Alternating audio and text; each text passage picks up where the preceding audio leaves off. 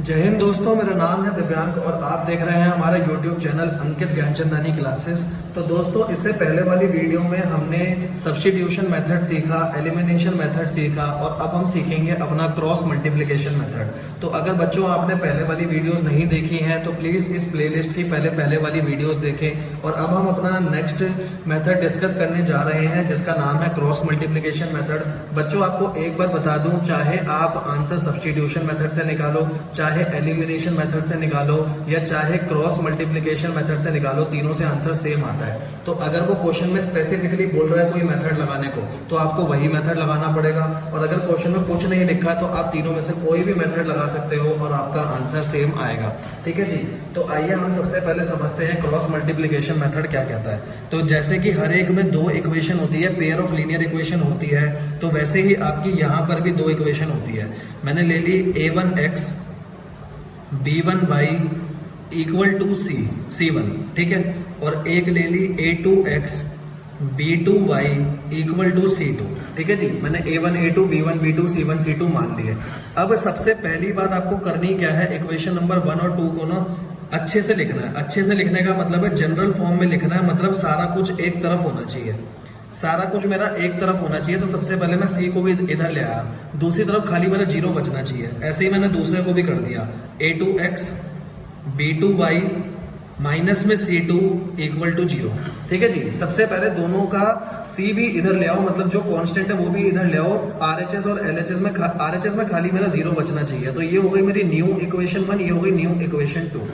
अब इसके बाद इनको हम सॉल्व कैसे करते हैं, सबसे पहले अपन लिखते हैं यहाँ पर x, ठीक है जी, इक्वल टू में लिखते हैं y, इक्वल टू में लिखते हैं 1। आपको याद करने का तरीका बता रहा हूं कि इसका फॉर्मूला मैं याद कैसे करूंगा।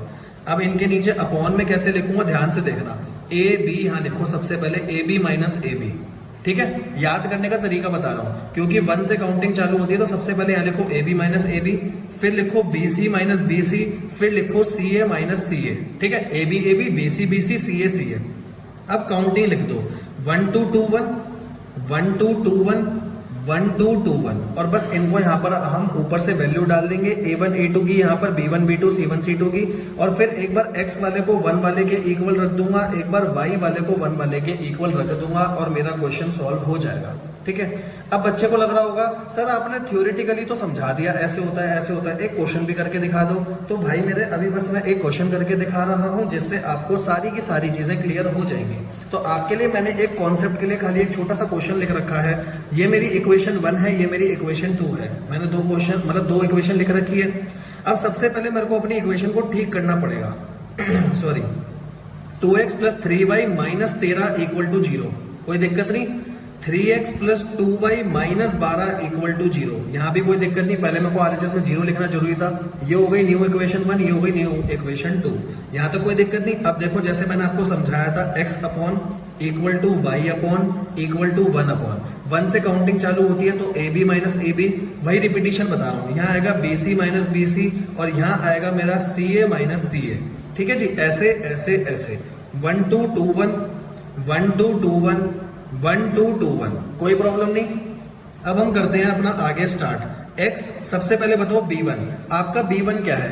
तो जब आपने इक्वेशन लिखी है ना, इसी इक्वेशन के पहले मैंने यहाँ पर एक स्टेप स्किप कर दिया। वो एक स्टेप आप पहले करना, इस इक्वेशन के बाद क्या करना, यह लिख लेना पहले a1 क्या है a2 क्या है, ठीक है। ऐसे b1 क्या है b2 क्या है और मेरा c1 क्या है और c2 क्या है, पहले ये लिख लेना। a1 है मेरा 2 क्योंकि x के साथ आ रहा है, y के साथ आ रहा है 3 और c1 है मेरा माइनस का 13। जो भी प्लस माइनस का साइन है मेरे को वो लेना जरूरी है। ऐसे ही a2 है 3, ये स्टेप अब नीचे करना, मेरे पास स्पेस नहीं थी इसलिए मैं ऊपर कर रहा हूँ। y के साथ है 2 और c के साथ है माइनस 12, कोई प्रॉब्लम नहीं, मैंने लिख लिया। अब मैं सॉल्व करता हूं। बताओ जी, b1 इंटू c2, b1 है मेरा 3 और 3 पहले लिखूंगा 3 और c2 कितना है माइनस का 12, कोई प्रॉब्लम नहीं। फिर बीच में माइनस है, फॉर्मूले में माइनस लिखा। फिर b2 c1, b2 है मेरा 2 और c1 है मेरा माइनस का 13, कोई प्रॉब्लम नहीं। आगे चलते हैं y, c1 कितना है माइनस 13, a2 कितना है मेरा 3, फिर है C2 माइनस का 12, ये माइनस जो चल रहा था वो फॉर्मूले वाला था। C2 जो था माइनस में वो लिख दिया और A1 2, कोई प्रॉब्लम नहीं। और लास्ट में क्या है A1, पहले A1 आएगा 2, फिर आएगा B2, B2 क्या है मेरा 2, कोई प्रॉब्लम नहीं, माइनस A2 क्या है मेरा 3 और मेरा B1 क्या है, A2 है 3 और B1 भी है मेरा 3। सारी चीजें लिख ली आपने, बस अब आप इसको आगे सॉल्व करो। x माइनस 12 इंटू 3 क्या होगा, माइनस का 36, 13 इंटू 2 होगा 26 और 2 माइनस है, माइनस माइनस प्लस हो जाता है, तो 13 इंटू 2 26 प्लस का आ गया, कोई प्रॉब्लम नहीं। आगे y अपॉन 13 3 जा होता है 39 लेकिन माइनस का आएगा, 12 2 जा होता है 24 लेकिन प्लस का आएगा, माइनस माइनस प्लस हो जाता है, 1 2 2 जा 4 और 3 3 जा 9 और बीच में माइनस का साइन है। अब कुछ नहीं करना, एक बार x वाले को 1 के बराबर रखना है, एक बार y वाले को 1 के बराबर रखना है, क्योंकि आपस में तीनों बराबर हैं। तो पहले मैंने रखा x माइनस 36 प्लस 26 कितना आएगा, माइनस का 10, यहाँ कितना आएगा 1, 4 माइनस 9, 4 माइनस 9 कितना होता है भाई, तो 4 माइनस 9 होता है माइनस का 5। अगर मैं सॉल्व करूं x माइनस 10 इधर आ जाएगा, माइनस 10 अपॉन माइनस 5, तो x की वैल्यू 2 आ गई। ठीक है जी, अब आपको ऊपर किसी इक्वेशन में डालने की जरूरत नहीं है, y यहां से सीधा निकल कर आ जाएगा। y कैसे आएगा देखो, y माइनस 39 प्लस 24 बताओ पहले कितना होता है, तो माइनस 39 24 ये हो जाएगा आपका 15 माइनस का, और यहाँ पर चल रहा है 1 अपॉन 4 माइनस 9, 4 माइनस 9 होता है मेरा माइनस 5, तो y की वैल्यू आ जाएगी माइनस 15, ऊपर चला गया नीचे माइनस 5, y निकल कर आ गया 3। तो बस मैंने कुछ नहीं करा, एक बार मैंने इसको 1 वाले के इक्वल रखा, एक बार y वाले को इसके इक्वल रखा और x की वैल्यू 2 और y की वैल्यू 3 आ गई। आप ऊपर डाल के भी देख सकते हैं इक्वेशन में, इक्वेशन सेटिस्फाई करेगी। आई होप सो आपको क्रॉस मल्टीप्लीकेशन का कॉन्सेप्ट पूरा का पूरा क्लियर होगा। ठीक है जी, तो बस मेरे को एक क्वेश्चन आपके साथ डिस्कस करना था कि क्रॉस मल्टीप्लीकेशन होता क्या है। एक बार दोबारा से बता देता हूं, सबसे पहले RHS को 0 बनाना है तो इन दोनों को यहां पर ले आओ। ठीक है, फिर इसके बाद सबसे पहले आप ये लिखिए A1 A2 क्या है, B1 B2 क्या है, C1 C2 क्या है, with respect to its sign. Sign लिखना जरूरी है। बस फिर मैंने कुछ नहीं करा, फॉर्मूले में डाल दिया, एक बार x वाले को 1 के बराबर, एक बार y वाले को 1 के बराबर। ठीक है जी, तो आइए अब हम देखते हैं हमें कहां से कहां तक क्वेश्चन करने हैं। हमें क्वेश्चन करने हैं 27 से लेकर 33 तक। तो आइए दोस्तों, मैं आपके साथ कुछ क्वेश्चन इस वाली वीडियो में डिस्कस करता हूं, कुछ क्वेश्चन मैं आपके साथ नेक्स्ट वाली वीडियो में डिस्कस करूंगा। तो अभी मैं आपके साथ खाली वही क्वेश्चन डिस्कस करूंगा जो बिल्कुल कॉन्सेप्ट बेस्ड क्वेश्चन है, क्योंकि अभी हमने कॉन्सेप्ट सीखा है। सबसे पहले 27 क्वेश्चन पढ़ते हैं। From a bus stand in a Bangalore, if we buy 2 ticket to Malleshwaram, 3 ticket to Yeshwanthpuram, total cost आ रही है 46 की। आप ऐसे मान लो एक दिल्ली है एक आगरा है, अगर आपको ये नाम पसंद नहीं आ रहे तो ठीक है। But if we buy 3 ticket to Malleshwaram, 5 ticket to Yeshwanthpuram, तो टोटल कॉस्ट अलग आ रही है। वो कह रहा है मालेश्वरम और यशवंतपुरम की अलग अलग कॉस्ट बता दो। तो मैं कह रहा हूं, यहां लिखता हूं, मालेश्वरम को x मान लो, यशवंतपुरम को y मान लो। तो पहली इक्वेशन क्या बनेगी, 2 टिकट मालेश्वरम की, 3 टिकट यशवंतपुरम की, तो 2x plus 3y equal to 46। ठीक है जी, मालेश्वरम की एक टिकट मैंने x मानी है और यशवंतपुरम की एक टिकट को मैंने y माना है। ठीक है, आगे 3 टिकट मालेश्वरम की, तो 3x हो जाएगा, फिर ये हो जाएगा आपका 5y इक्वल टू 74। अब आपके सामने 2 इक्वेशन है। सबसे पहला टारगेट क्या, इनको यहां लेकर आना है, देखो जैसे कर भी रखा है। फिर उसके बाद कुछ नहीं, बस फॉर्मूला में डालोगे और आपका आंसर निकल कर आ जाएगा। आई होप आपको 27 क्वेश्चन तो क्लियर होगा कि 27 क्वेश्चन में मैंने क्या करा।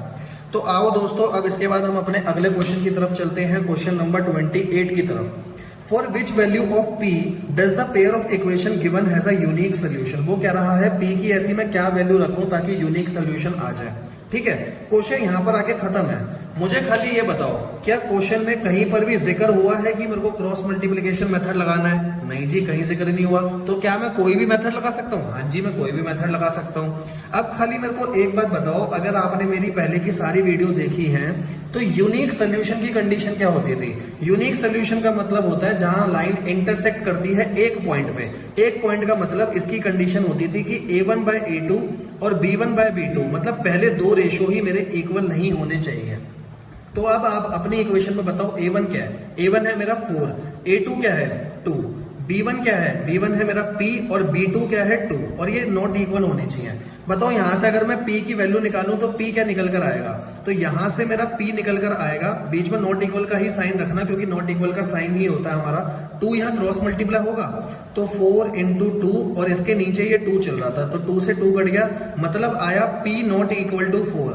अब बच्चा बोलेगा सर हमें तो क्वेश्चन में बोला P की वैल्यू निकालो और आप निकाल रहे हो P नॉट इक्वल टू 4। तो बच्चे इसका मतलब क्या है कि P की वैल्यू 4 ना रखकर मेरी बात को समझना, इस वाली इक्वेशन में जिसमें p है उसमें p की वैल्यू 4 ना रखकर आप कुछ भी रख दो तो एक सोल्यूशन आएगा, लेकिन अगर आप 4 रखोगे तो सिचुएशन सेटिस्फाई नहीं होगी।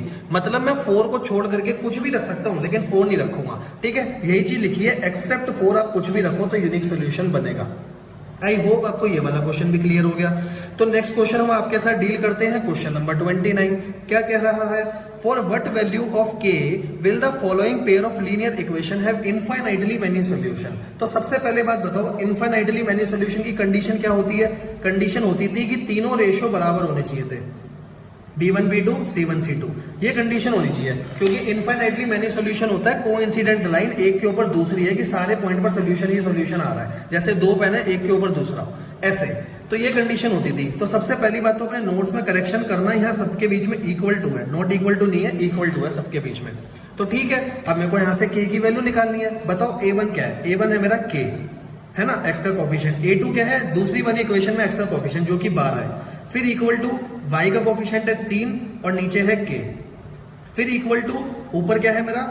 माइनस का k माइनस 3, है ना। तो माइनस, अगर आप ऐसे करोगे, आप ऐसे ले लो, माइनस का k माइनस 3, ये मेरा c1 पूरा है और नीचे क्या है मेरा? माइनस का k। तो यहाँ माइनस से माइनस में काट भी दूं तो ये ऐसे ही रहेगा, कोई प्रॉब्लम नहीं है ना, ठीक है जी। तो मेरे को तीनों को इक्वल प्रूफ करना है, तो पहले मैंने इन दोनों को इक्वल रखा, k by 12 equal to 3 by k। पहले मैंने इन दोनों को इक्वल रखा। बेटा इस टाइम सिर्फ और सिर्फ समझने पे ध्यान देना, लिखने पे ध्यान मत देना। सॉल्यूशन आपके सामने है, मैं सॉल्यूशन को ही आपके सामने दोबारा से लिखकर इसीलिए समझा रहा हूँ क्योंकि बुक से पढ़ने की आदत नहीं होती बच्चे को। तो प्लीज इस टाइम खाली समझने पे ध्यान दो। मैंने पहले दो को इक्वल रखा, यहाँ से k की वैल्यू क्या आएगी? k स्क्वायर इक्वल टू हो जाएगा 36, तो k की वैल्यू हो जाएगी प्लस माइनस 6, है ना, क्योंकि 6 का भी स्क्वायर 36 होता है, माइनस 6 का भी। तो k की दो वैल्यू आई, प्लस 6 माइनस 6। अब मैं क्या करता हूं, अब आगे की दो को इक्वल रख के देखता हूं क्या यही वैल्यू आ रही है। अगर यही वैल्यू आ रही है तो k की यही वैल्यू होगी, रख के देखते हैं। 3 by k equal to k minus 3 upon k, क्योंकि एक माइनस से माइनस तो कट चुका है। क्रॉस मल्टीप्लाई करो, ये हो जाएगा 3k, ये हो जाएगा k स्क्वायर माइनस 3k, ठीक है। तो इक्वेशन क्या बनकर आएगी मेरे पास? देखो अगर यही बन रहा है ना, एक बार चेक कर लो, k स्क्वायर माइनस 3k, ठीक है। तो ये हो जाएगा मेरा k स्क्वायर माइनस 3k और ये माइनस 3k और आएगा यहाँ, तो ये हो जाएगा माइनस 6k और यहाँ आ जाएगा 0, है ना। तो 0 k को कॉमन ले लो तो यहाँ आएगा k माइनस 6, मतलब एक k की वैल्यू 0 आ गई, एक k की वैल्यू 6 आ गई। यहाँ पर भी दो वैल्यू आ रही है, एक 0 आ रही है, एक 6 आ रही है, जबकि यहाँ आ रही है प्लस 6 माइनस 6। बताओ ऐसी कौन सी वैल्यू है जो दोनों में सेम है? k की वैल्यू यहाँ है 6 और माइनस 6, यहाँ है 0 और 6, तो k की वैल्यू 6 ऐसी है जो दोनों में कॉमन आ रही है।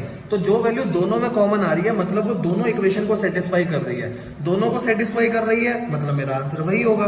तो बस यही लाइन लिखी है कि k की वैल्यू 6 ही ऐसी है जो दोनों कंडीशन को सेटिस्फाई कर रही है। तो k की वैल्यू 6 रखने पर यहाँ पर इनफाइनाइटली मेनी सोल्यूशन आएगा, ठीक है जी, कोई भी दिक्कत नहीं। अब हम आगे बढ़ते हैं, नेक्स्ट क्वेश्चन। ये क्वेश्चन तो आपको खुद ही करना है बच्चों, क्योंकि ये कॉन्सेप्ट बेस्ड क्वेश्चन है। अभी तक मैंने जितने क्वेश्चन आपके साथ डिस्कस करे 27 क्वेश्चन मेरे अकॉर्डिंग कैटेगरी सी का क्वेश्चन था, क्योंकि कॉन्सेप्ट था खाली, इसमें ए और बी में आने लायक क्वेश्चन था नहीं, ठीक है। 28 और 29 में से आप कोई भी एक क्वेश्चन कैटेगरी बी में डाल दो। मैं बोलूंगा 29 क्वेश्चन बी में डालो, क्योंकि यहाँ पर हमें सीखने को कुछ मिला। अगर आपको डालना है आप 28 क्वेश्चन भी बी में डाल दो। 30th question again concept based question है तो सी में जाना चाहिए, ए लायक तो अभी कोई क्वेश्चन आया नहीं। क्वेश्चन बढ़ते हैं, क्या है 30। Which of the following pair of linear equation has unique solution, no solution और infinitely many solution? बेटा ऐसे क्वेश्चन तो आपने पीछे बहुत कर लिए जिसमें आपको ये निकालना हो कि यूनिक सोल्यूशन है, नो सोल्यूशन है या इनफाइनाइटली मेनी सोल्यूशन है। यहां तक तो कोई दिक्कत नहीं। फिर वो कह रहा है अगर यूनिक सोल्यूशन मतलब इसमें से कोई भी कंडीशन अगर यूनिक सोल्यूशन को सेटिस्फाई कर देती है तो वहां पर फिर क्रॉस मल्टीप्लीकेशन लगाना। मतलब क्वेश्चन क्या कह रहा है, जैसे पहला पार्ट है, सबसे पहले आप चेक करो कि a1 bye a2, b1 bye b2 और c1 बाय c2 में रिलेशन क्या है। फॉर एग्जाम्पल यहाँ पर रिलेशन आपका ये बन जाता है कि ये यूनिक सॉल्यूशन आ रहे हैं, तो फिर इसको सॉल्व करना पड़ेगा ना सॉल्यूशन निकालने के लिए, तो वहां पे क्रॉस मल्टीप्लीकेशन लगाना, वो ये कहना चाह रहा है। ठीक है जी, क्वेश्चन आपके भरोसे, आप ये वाला क्वेश्चन खुद से ही कर सकते हैं। तो क्वेश्चन नंबर 30 के बाद जो आगे के क्वेश्चन है, क्वेश्चन नंबर 31, 32, 33 और आगे के जितने भी क्वेश्चन है ये मैं आपके साथ अपनी नेक्स्ट वीडियो में डिस्कस करूंगा।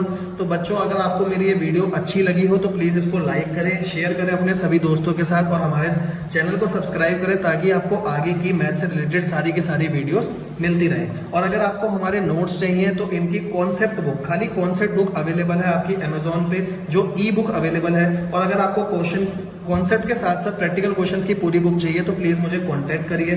वीडियो के डिस्क्रिप्शन बॉक्स में मेरा नंबर लिखा हुआ है, वहां पे कांटेक्ट करिए, नहीं तो आप मुझे यूट्यूब पे कमेंट करके बताइए। Thank you so much, stay safe.